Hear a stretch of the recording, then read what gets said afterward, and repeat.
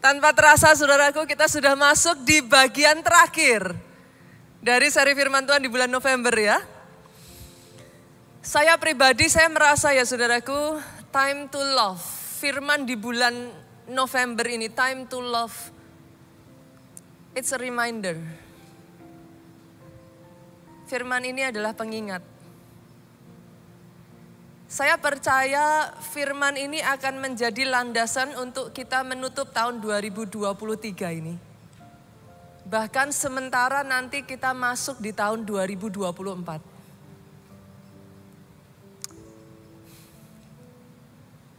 Karena really saudaraku, kasih itu esensi dasar kekristenan. Saya tuh takjub dengan satu ayat ya, kita coba buka ya. 1 Korintus pasalnya yang ke-13, ayatnya yang pertama sampai ayatnya yang ketiga. Saya percaya orang Kristen semua tahu ayat ini. Sekalipun aku dapat berkata-kata dengan semua bahasa manusia, ada di sini enggak yang bisa lebih dari 4 bahasa? Boleh lambaikan tangan saudara? Ada? Malu mungkin ya. Ada nggak yang bisa lebih dari 5 bahasa? Adakah? Nggak ada yang angkat tangan? Mungkin malu ya saudaraku ya. Tapi ayat ini amazing loh.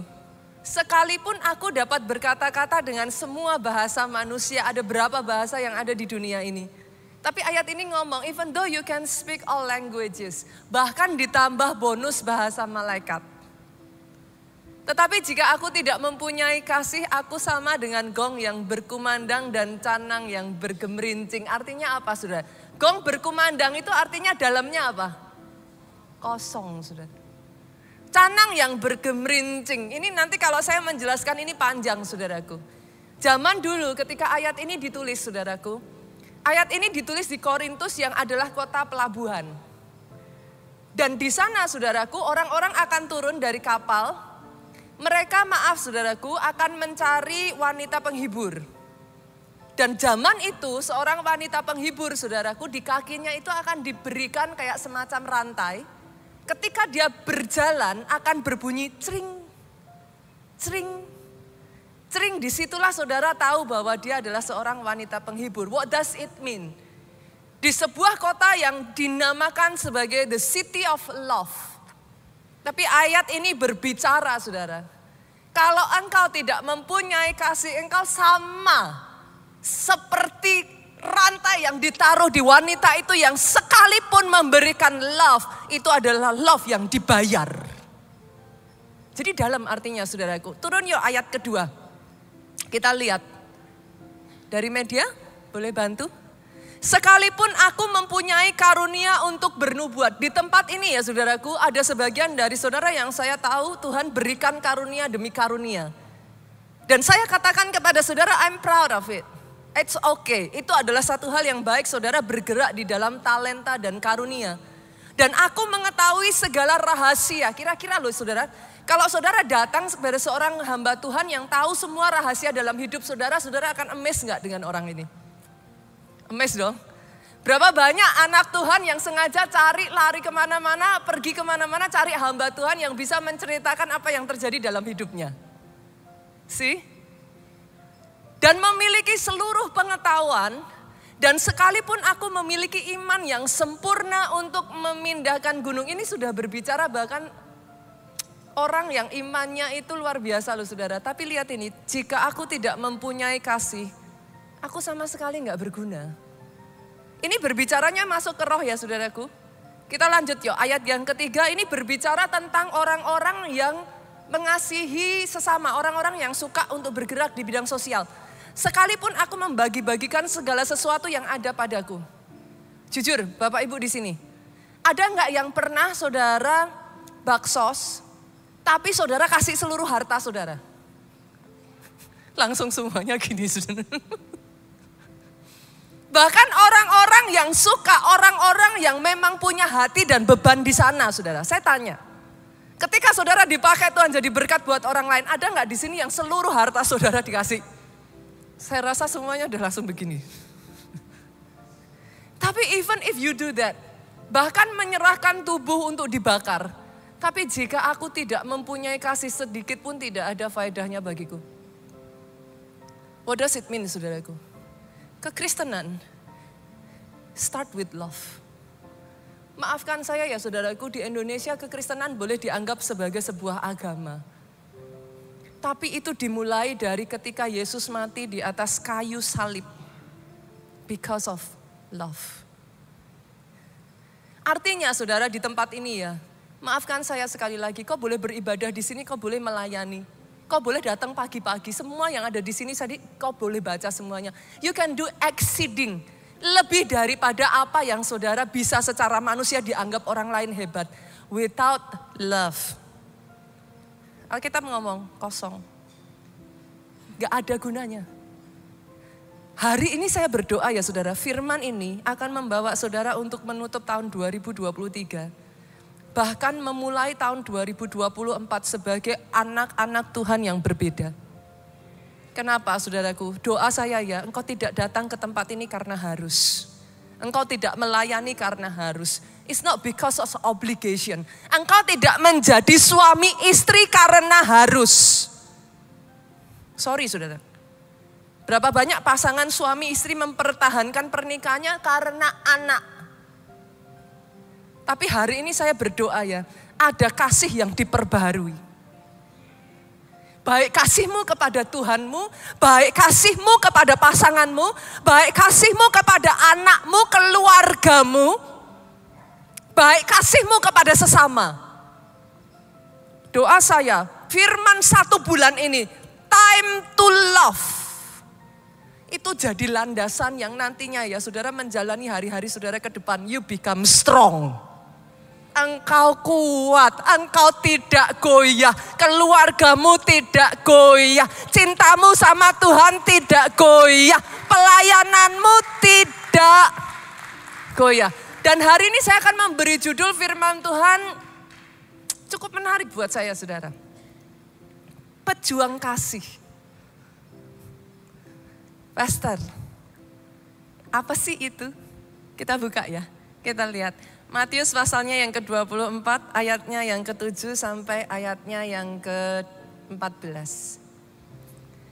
Berapa banyak di sini saudara kalau saudara baca ayat ini, saudara pakai handphone, boleh lambaikan handphone saudara? Oke ya, banyak yang pakai handphone. Masih adakah yang bawa Alkitab? Maybe ada ya, beberapa ya, masih. Ada yang bawa Alkitab, and I appreciate it. Sama walaupun saudara pakai handphone atau Alkitab sama aja. Boleh nggak dibuka saudaraku?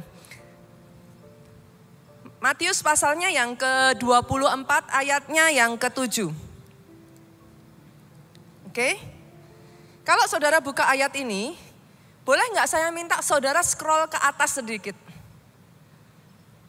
Apa judul perikopnya Bapak Ibu?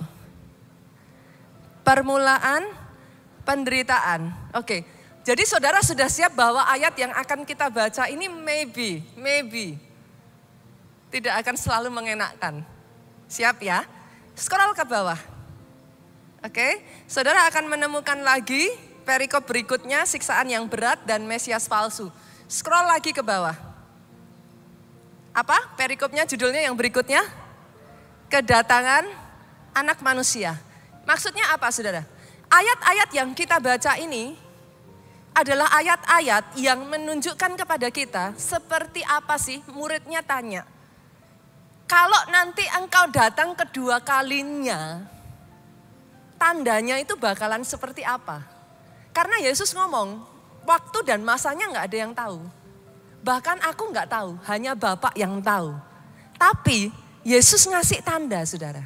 Saya akan lompat, saya akan bacakan dari ayat yang ke-7. Boleh kita bergantian Bapak Ibu? Saudara baca ayat 8, saya bacakan ayat ke-9, kita bergantian.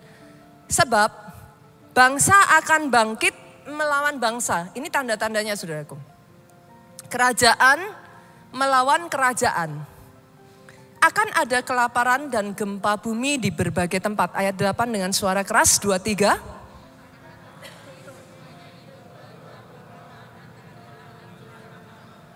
Baru permulaan ya saudara. Jadi kalau saudara melihat semuanya itu sudah waktunya atau itu baru permulaan? Baru permulaan. Ayat 9, pada waktu itu kamu akan diserahkan supaya disiksa, dan kamu akan dibunuh dan akan dibenci semua bangsa oleh karena namaku. Sampai di sini saya rasa sebagian dari saudara baca ini sudah gak enak. Pastor, kok kayak gini? Boleh gak saya berkata kepada saudara, belajar ngikuti agendanya Tuhan yuk. Tidak semua hal itu terjadi seperti yang kita pikirkan loh Bapak Ibu. Karena kalau kita belajar untuk ngerti agendanya Tuhan, kita tahu apa yang harus kita lakukan. Kita bisa mempersiapkan diri kita dengan lebih baik kalau kita tahu agendanya Tuhan. Sometimes things are not getting better, saudara. Tapi ketika saudara menghadapi itu, kita lanjutkan dulu ya. Ayat 10 ya, kita baca yuk dengan suara keras 2-3. Dan banyak orang mereka akan saling menyerahkan dan saling membenci. Banyak nabi palsu akan muncul dan menyesatkan banyak orang. Ketika saudara melihat semua tanda-tanda itu, saudara mengerti. Ayat 12, kita fokus di sini saudaraku. Dan karena makin bertambahnya kedurhakaan, maka kasih kebanyakan orang akan menjadi dingin. Wajar nggak ya kalau saya ngomong gini? Kalau dikatakan menjadi dingin pernah panas dong. Masuk akal dong. Kalau dikatakan menjadi dingin berarti tadinya pernah menyala kan? Jadi muncul pertanyaan dong Bu. Kok tadinya menyala, kok tadinya panas bisa jadi dingin? Dan ayat ini sendiri sebenarnya sudah menjawab pertanyaan saudara. Karena makin bertambahnya kedurhakaan. Jujur ya saudaraku, melalui masa pandemi kemarin ya. Berapa banyak orang yang saya jumpai saudaraku mengalami masalah demi masalah, demi masalah, demi masalah. Berapa banyak yang seolah-olah doanya gak dijawab, unanswered prayer. Berapa banyak yang akhirnya jujur saudaraku jadi kecewa. Pastor kayaknya ke gereja sama gak ke gereja gak ada bedanya. Berapa banyak yang akhirnya imannya goyah. Dan berapa banyak yang kasihnya jadi dingin. Cek deh saudara. Orang-orang yang tadinya sebelum pandemi saudara temui di gereja. Ada gak yang saudara sudah gak ketemu lagi? Kasihnya jadi dingin. Dan ayat ini ngomong makin bertambahnya kedurhakaan. Dalam bahasa Inggrisnya itu iniquity. Kedurhakaan itu iniquity. Iniquity itu artinya apa saudara? Kejahatan. Iniquity itu artinya apa? Banyaknya wrongdoing. Iniquity itu artinya apa? Not fair. Enggak adil, ketidakadilan. Maksudnya bagaimana Pastor? Berapa banyak di sekeliling saudara, saudara itu melihat orang-orang yang saudara kenal ngelakuin hal-hal yang gak baik. Orang-orang yang hidupnya gak bener.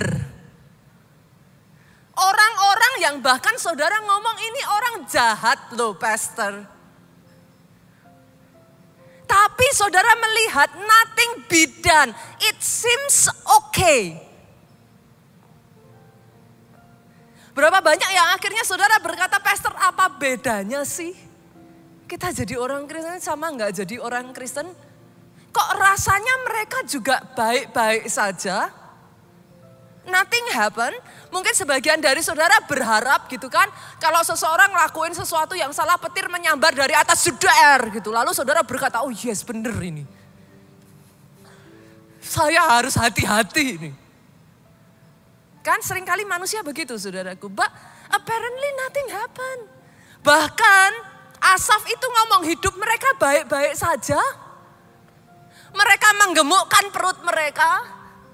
Sedangkan kami di sini keadaan kami justru tidak baik-baik saja. Karena makin bertambahnya kedurhakaan kau melihat di kiri dan kananmu. And akhirnya saudara jadi permiskius. Saudara jadi berkata, kayaknya nggak apa-apa tuh pastor. It's okay. Kayaknya boleh tuh pastor. Akhirnya kasih menjadi dingin. Saya bersyukur ya saudaraku, ayat ini nggak berhenti sampai di sini ya. Ayat 13 saudara, kita lanjutkan yuk. Tetapi orang yang bertahan sampai pada kesudahannya akan selamat. Ayat 14 yuk, media agak cepat geraknya, MP. Ayat ke-14 sama-sama dengan suara keras, jemaat boleh baca, 2, 3. Menjadi kesaksian bagi semua bangsa. Sesudah itu barulah tiba kesudahannya. Jadi kapan kedatangan yang kedua kali saudaraku? Setelah Injil itu diberitakan sampai ke ujung bumi. Dan yes saudaraku, we are ushering the coming of Jesus Christ. Ketika Injil itu mulai diberitakan kemanapun, ke kota manapun, ke bangsa manapun, Injil itu mulai diberitakan saudaraku. Tetapi saya akan fokus pada ayat yang ke-13. Saya tertarik dengan ayat ini. Terlepas dari banyak orang yang kasihnya sudah makin dingin, ada loh orang-orang yang mempertahankan kasihnya sampai akhir.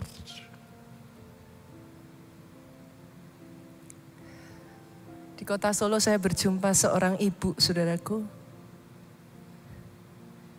Bahkan di dalam keadaannya yang sedang sakit. Sakit yang sampai begitu, jujur saya melihat aja hati saya hancur saudara. Tapi saudara tahu apa yang ibu ini katakan dari mulutnya? Dia akan sampaikan kepada saya. Yesus selalu baik dalam hidup saya, pastor. Sampai akhir hidup saya akan tetap mempertahankan kasih saya kepada Tuhan saya. Dia tidak menyalahkan Tuhannya atas apa yang terjadi di dalam kehidupannya. Terlepas dari sakit penyakitnya dan keadaannya, saudara tahu apa yang dia katakan? Yesus terus ada menemani saya loh pastor. Saat kadangkala saya kesulitan bernafas. Oh, dia pegang tangan saya. Bolehkah saya berkata kepada saudara, orang-orang seperti inilah yang saya sebut sebagai pejuang kasih.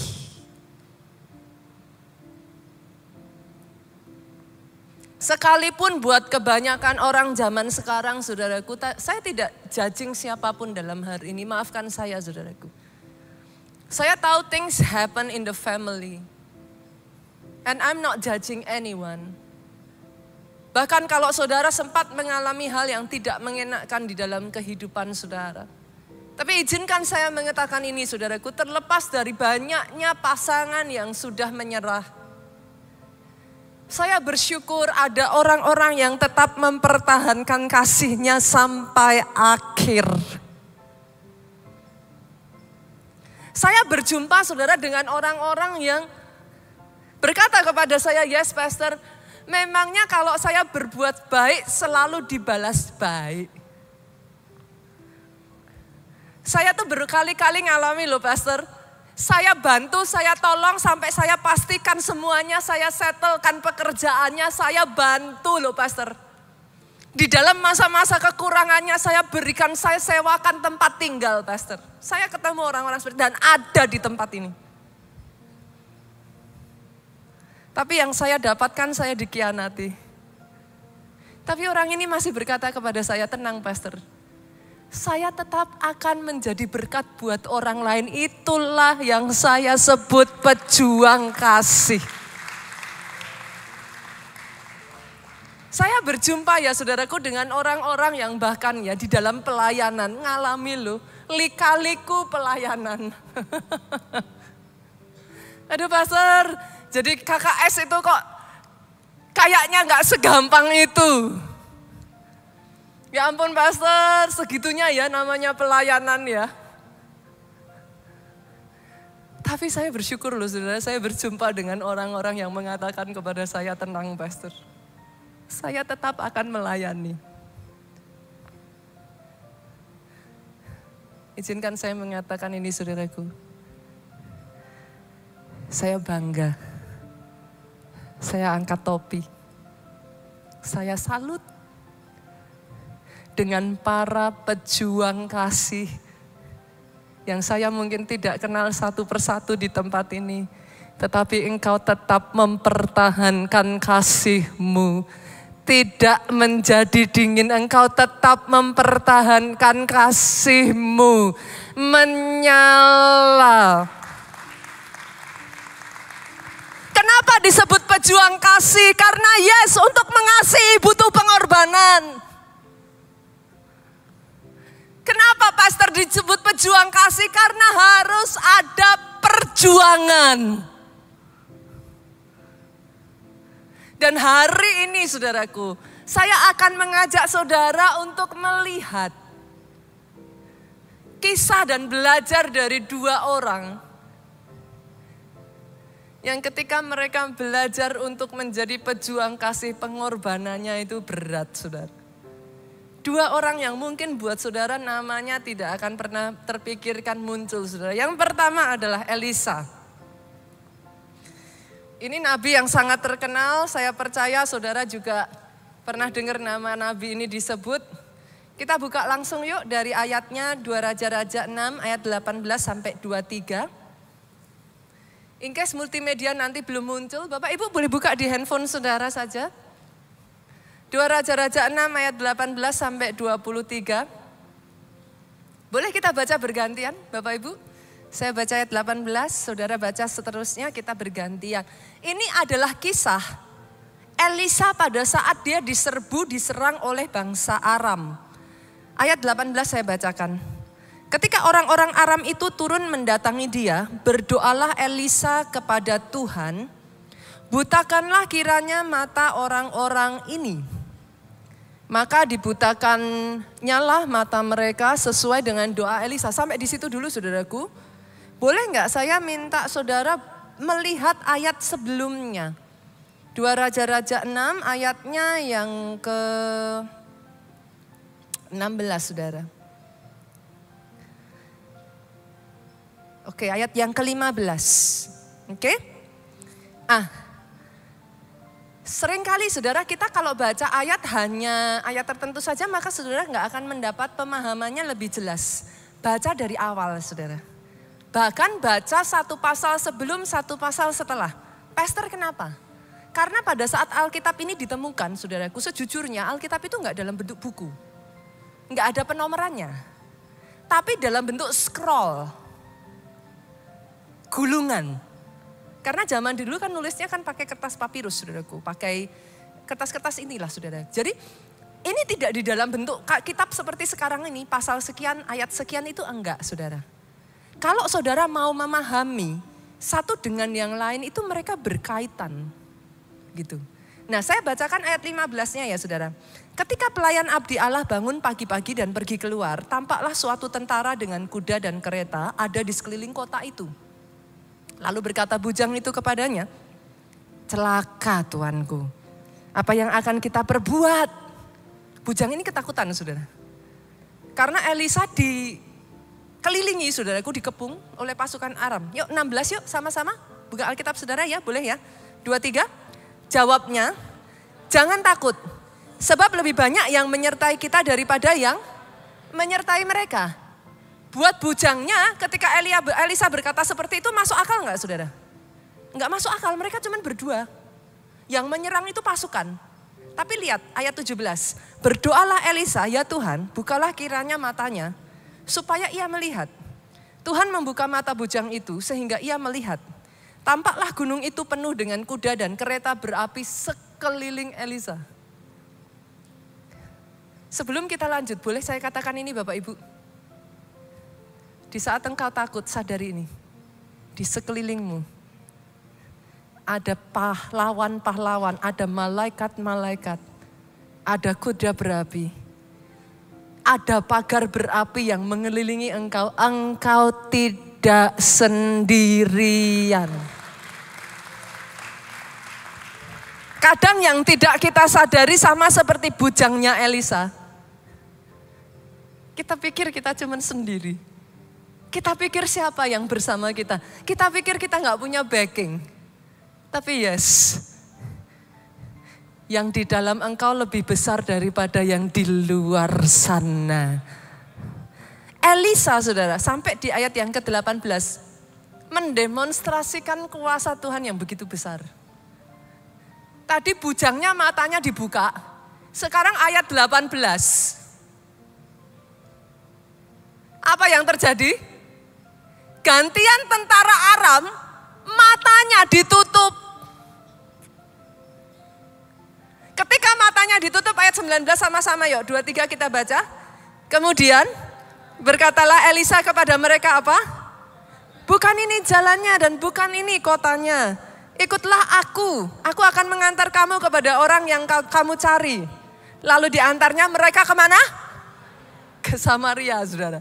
Dalam keadaan mata mereka buta atau melihat. Ini pasukan besar loh saudara.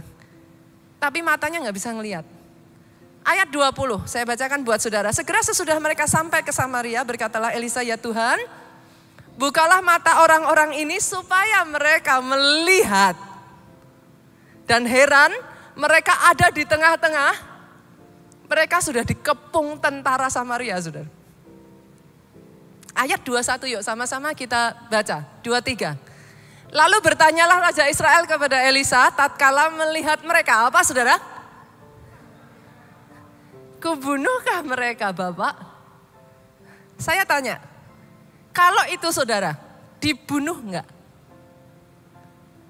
Langsung bunuh. Enggak perlu mikir, habisin aja.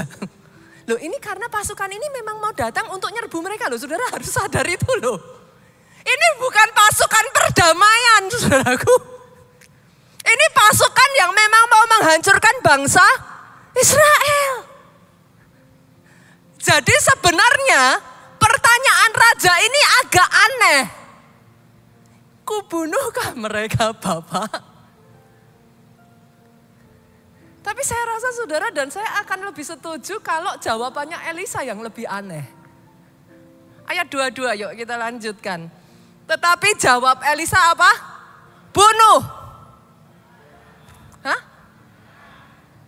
Yakin? Bunuh aja.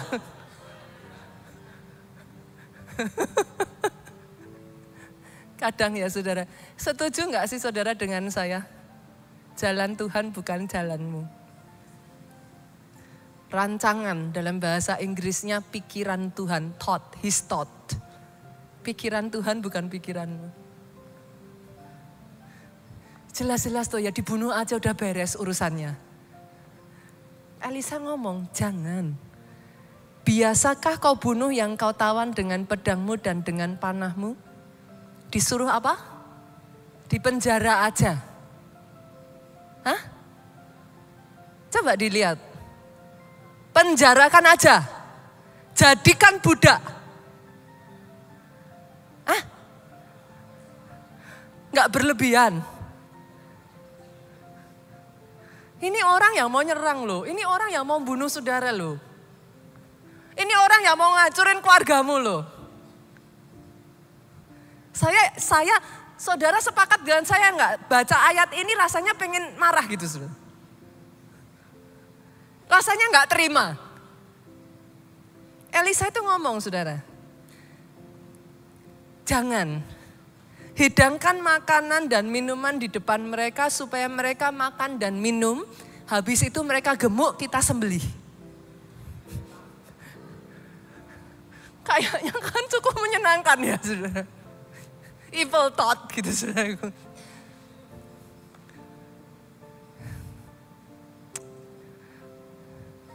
Supaya mereka makan dan minum, lalu pulang kepada Tuhan mereka. Ayat 23 ini lebih nyebelin lagi, saudara. Disediakannya lah bagi mereka jamuan besar.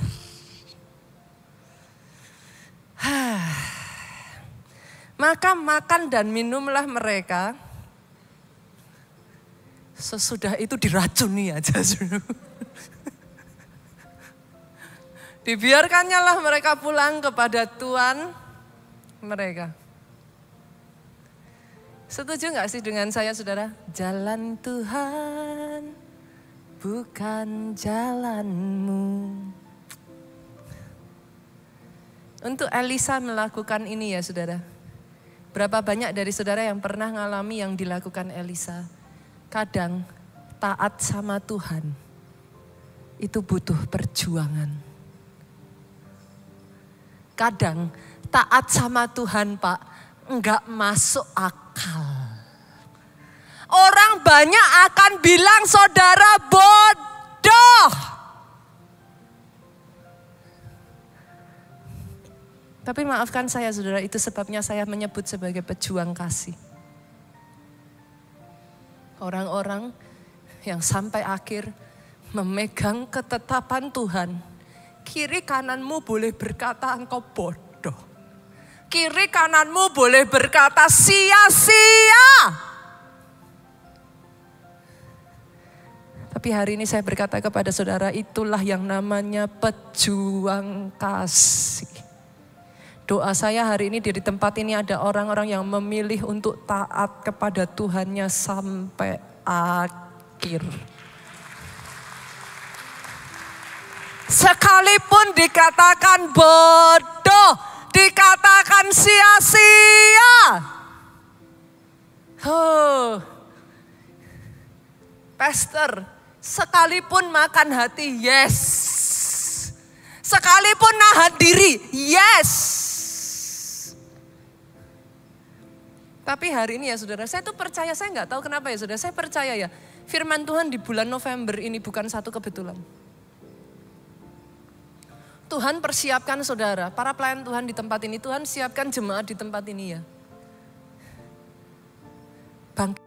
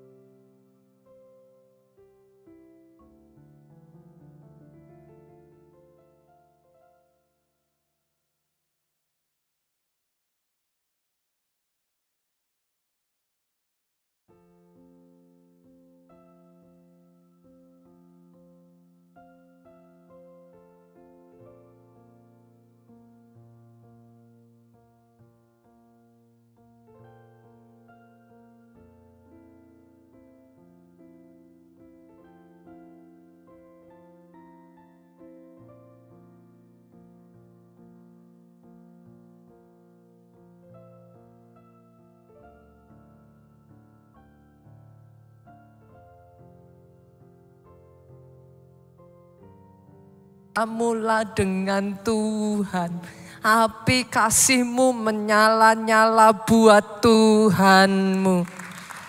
Kalau mau tepuk tangannya yang paling meriah buat Yesus Tuhan kita. Pick, come on. Tepuk tangannya bisa lebih dahsyat lagi buat Yesus Tuhan kita. Dibangkitkan dari tempat ini pejuang-pejuang kasih. Tapi lihat saudaraku, Tuhan gak pernah salah kok. Ayat 23 bagian B. Sejak itu tidak ada lagi gerombolan-gerombolan Aram memasuki negeri Israel. Kalau dibalik ayat 23-nya B ini dinaikkan, saudara mau gak ngelakuin? Sebagian dari saudara tetap gak mau, Pastor. Enak aja. Jujur mengampuni itu jadi berat. Kenapa saudara? Karena saudara merasa kalau saudara mengampuni, saudara rugi.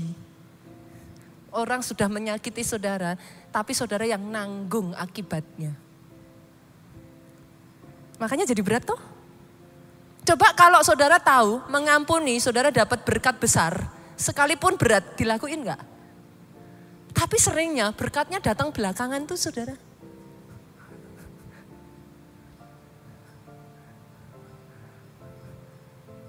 Ikut Tuhan tidak pernah salah. Taat sama Tuhan selalu mendatangkan berkat.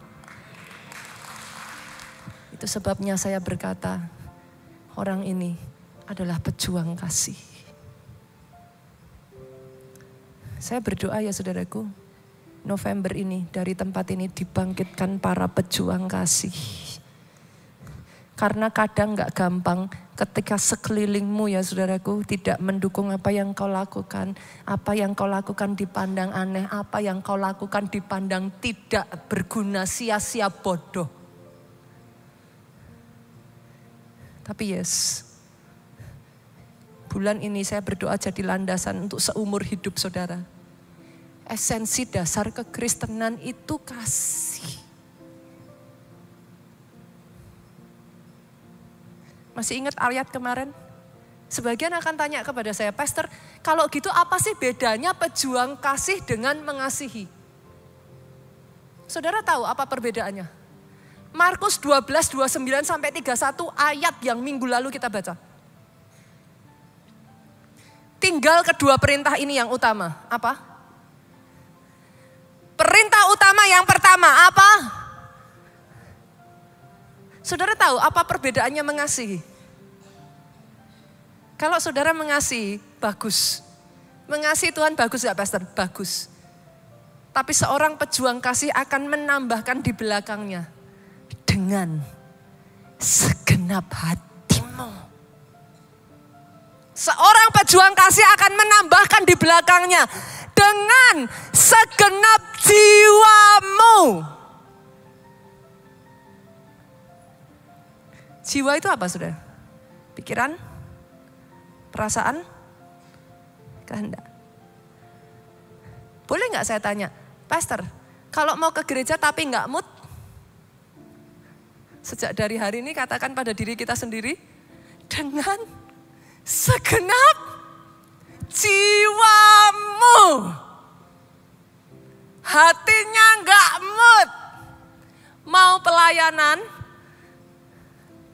tapi lagi jengkel. Yang ibu-ibu mau pelayanan hari ini sel besar-besaran.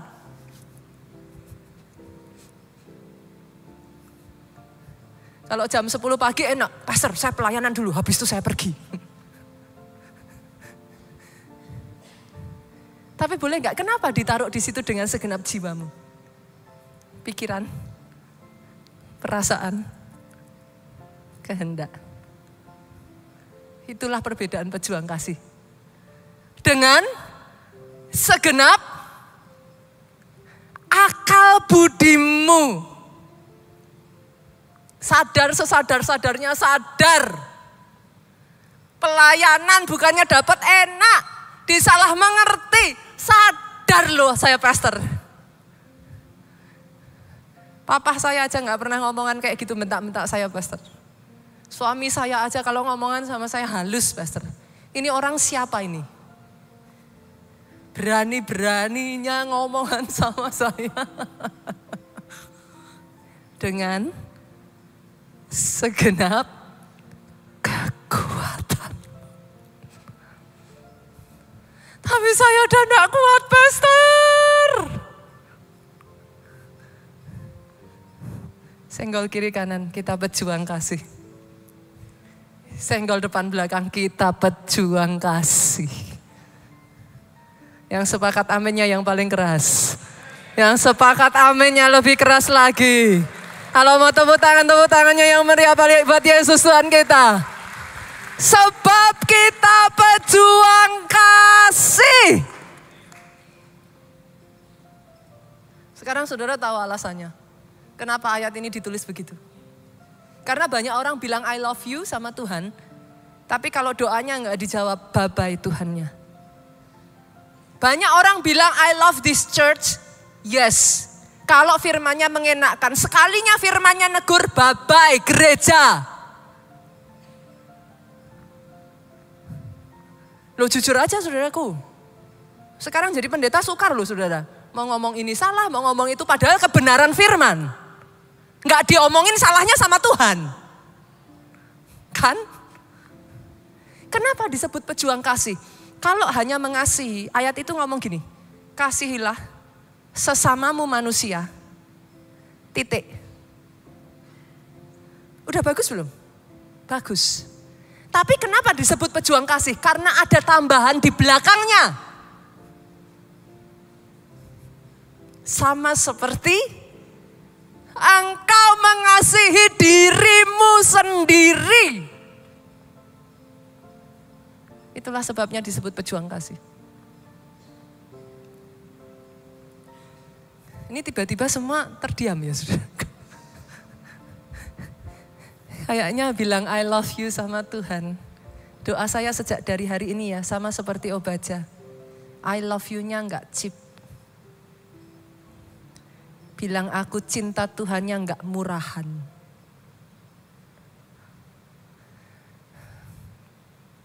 Ketika Yesus mati di atas kayu salib dia bilang I love you. Dia kedangkan tangannya dia mati buat saudara. Ketika Obaja mengatakan I love you Lord. Dia korbankan, dia resikokan nyawanya, hidupnya, keluarganya. I love you-nya mahal Pak. I love you orang-orang yang di tempat ini, doa saya sejak dari hari ini tidak ada yang murahan. Zaman mungkin gak akan jadi lebih baik saudaraku. Apa yang saudara lihat mungkin nanti akan ada ini, akan ada itu. Dan itu semua sudah dinubuatkan di dalam Alkitab. Jangan ada lagi orang Kristen yang datang sama saya terus ngomong, kenapa Tuhan izinkan pastor? Baca Alkitabmu, jawaban saya itu saudaraku. Jahat ya. Karena sudah ada di dalam Alkitab, memang gak akan jadi lebih mudah. Hanya orang yang bertahan sampai kesudahannya akan selamat. Jadi.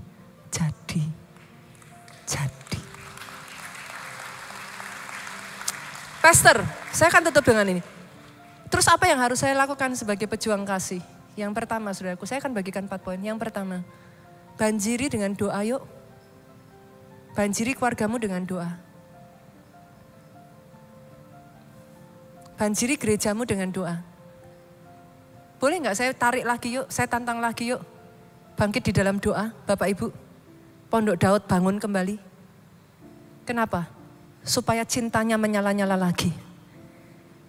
Banjiri dengan doa, kenapa? Atmosfer di tempat ini, saya minta pada setiap para pemain musik, worship leader, singer, tim KAW di tempat ini.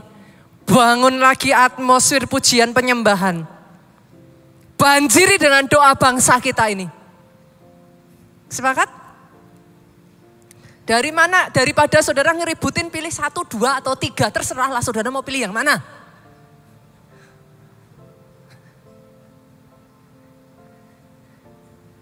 Hari-hari ini ya saudara, saya sebagai pemimpin gereja saya harus menjaga netralitas. Masing-masing saudara bisa punya pilihan yang berbeda. Tapi satu yang harus tetap sama. Jaya bangsaku, jaya negaraku. Bangsa ini gak boleh terpecah. Sepakat? Indonesia unggul harus terjadi. Pilihlah orang yang takut akan Tuhan.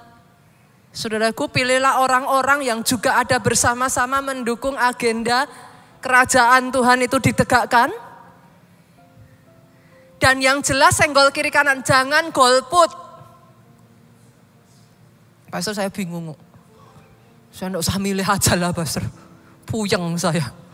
1, 2, 3 di mana-mana udah ribut semuanya. No, gunakan tiket saudara untuk memilih. Dan milihnya jangan cap, cip, cup, kembang, kuncup. Kayak anak-anak zaman kecil dulu saudaraku. Enggak ada ya. Milihnya jangan ngitung bawa bunga. Yes, no, yes, no. 1, 2, 3, 1, 2. Jangan saudara. Pilih dengan hati nurani, pilih dengan kesadaran, pilih dengan bawa dalam doa. Itu sebabnya hari-hari ini banjiri saudara, banjiri. banjiri bangsa kita dengan doa. Negara kita aman, negara kita tentram, negara kita maju, negara kita unggul. Apa yang harus saya lakukan? Yang kedua, Pastor, bayar utang. Maksudnya gimana, Pastor? Ada hal-hal yang Tuhan suruh sama saudara, tapi saudara tunda-tunda. Yuk, diselesain PR-nya. Maksudnya gimana, Pastor? Kalau Tuhan suruh kau ampuni, ampuni. Ada di sini yang disuruh ngampuni ditunda-tunda? Jangan sampai Yesus datang kedua kali loh ya.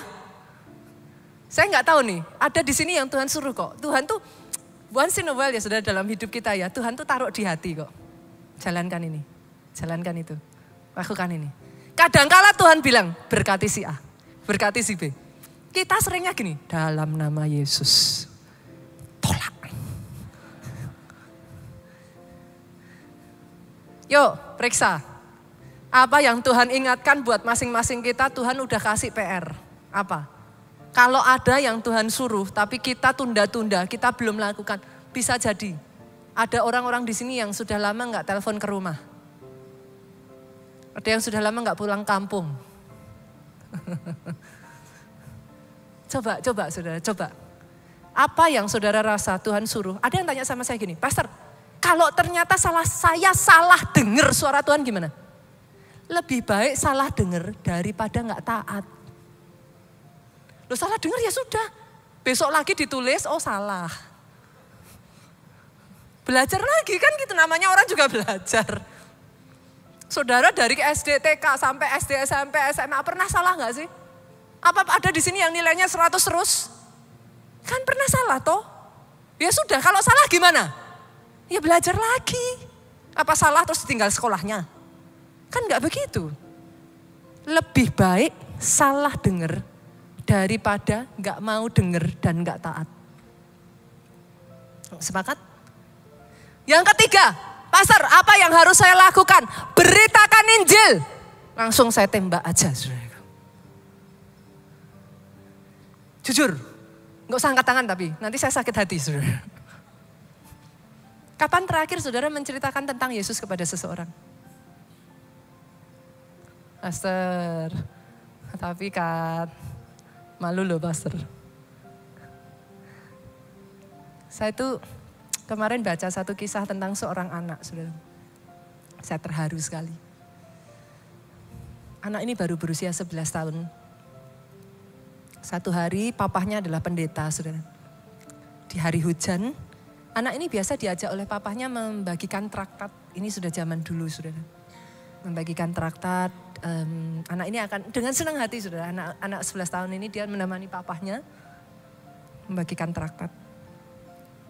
Satu kali hari hujan. Hujan deras. Anak ini mengajak papanya, "Pah, yuk bagikan traktat." Papanya bilang, "Nak, ini hujan. Toh gak ada orang. Udahlah, nanti besok aja." Dan benar saudara, hujannya deras sekali. Tapi anak ini tetap bersikeras, "Pah, ayo bagikan traktat." Papanya karena sudah merasa, udahlah, kamu kalau mau pergi sendiri, papa tapi gak mau ikut hari ini. Oke, kata anaknya. Dikasih traktatnya sama anaknya ini pergi, saudara.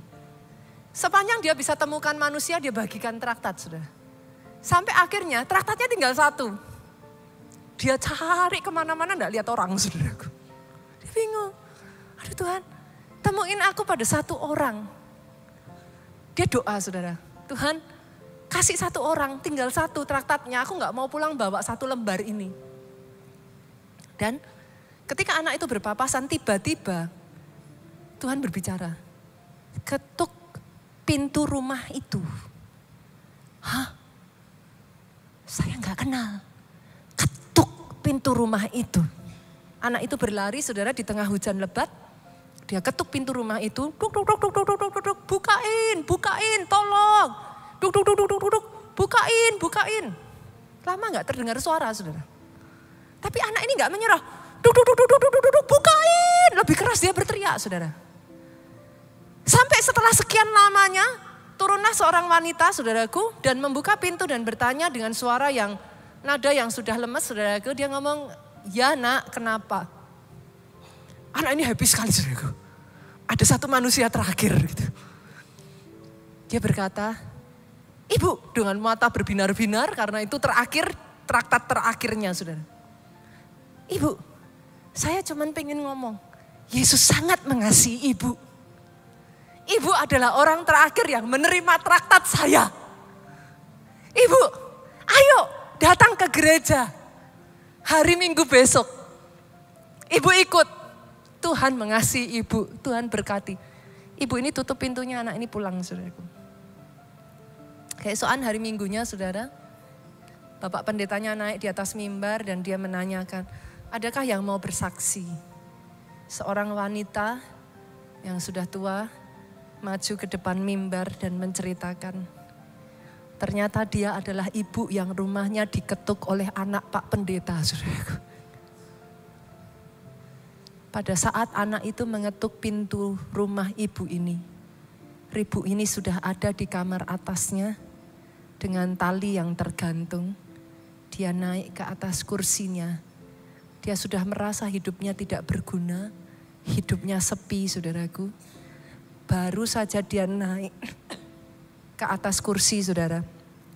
Baru saja dia hendak akan menggantungkan kepalanya. Dia dengar suara ketukan keras di bawah. Dia pegang tali itu. Dia berpikir, sebentar juga akan hilang. Dia tunggu, saudara. Tapi ketukannya makin keras. Dia berpikir, sebentar juga akan hilang. Tapi ternyata saudaraku, ketukannya makin keras. Dia taruh tali itu. Dia turun ke bawah. Hanya untuk mendapati seorang malaikat kecil dengan mata berbinar-binar mengatakan kepada ibu ini, Jesus love you. Ibu itu berdiri di atas mimbar dan bersaksi, saya ada hari ini karena ada seorang malaikat kecil yang diutus Tuhan untuk saya. Malaikat itu bisa jadi adalah saudara.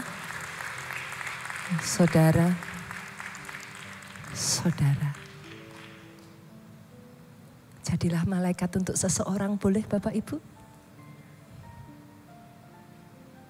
Kita masuk di bulan Desember sebentar lagi ya. Sebenarnya nggak nunggu Desember juga nggak apa-apa kali, saudaraku. Saya pikir-pikir kenapa nunggu Desember ya. Tapi Desember adalah bulan Natal. Momen yang tepat ya. Bagikan tentang Yesus kepada seseorang. Dan yang terakhir, senggol kiri kanan, ayo melayani. In case firman yang diberitakan ini belum menyenggol saudara, saya tabrak aja. Ayo melayani. Multimedia boleh disiapkan videonya.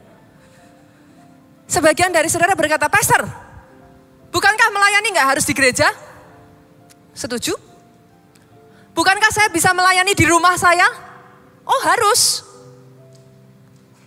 Bukankah saya juga harus melayani di luar? Bagus. Gereja kita minggu lalu saudaraku baru saja kita mengadakan baksos di daerah Tangerang saudaraku. Boleh nggak ya videonya dimunculkan? Adakah? Oh ada.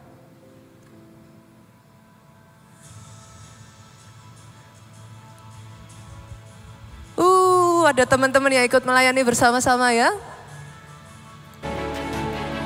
Kita melayani pada sekitar 200 sampai 300 orang penduduk saudaraku.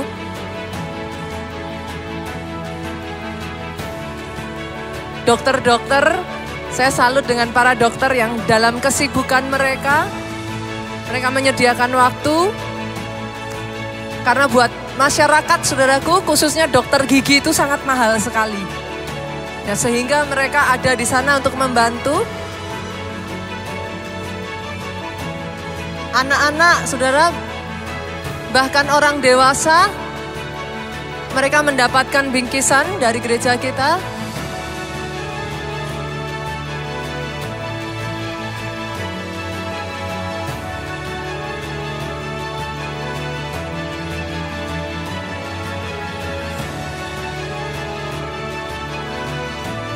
Melalui tangan-tangan saudara, gereja kita juga membagikan sembako kepada masyarakat yang ada di sana.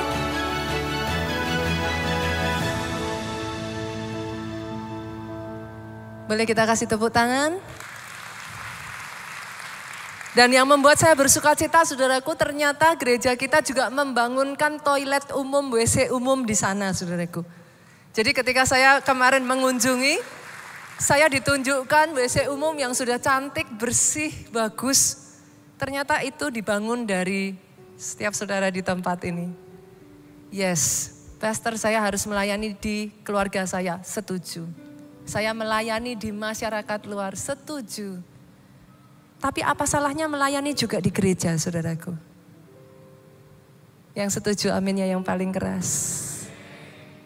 Nanti daripada tahu dapurnya, enggak apa-apa. Tahu dapurnya biar bersih-bersih sekalian, saudara. Sepakat katakan amin yang paling keras. Nanti kalau saya luka gimana? Diobati. Itulah pejuang kasih. Luka, tahu bahwa di gereja bisa terluka. Ribet, pastor, pelayanan di gereja. Tapi doa saya, hati yang seperti itu ada di dalam hidupmu. Jemaat Tuhan boleh bangkit berdiri sama-sama.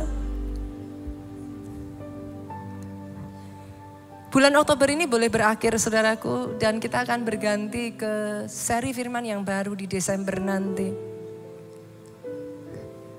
Tapi bolehkah saya minta saudara simpan firman selama November ini di dalam hatimu.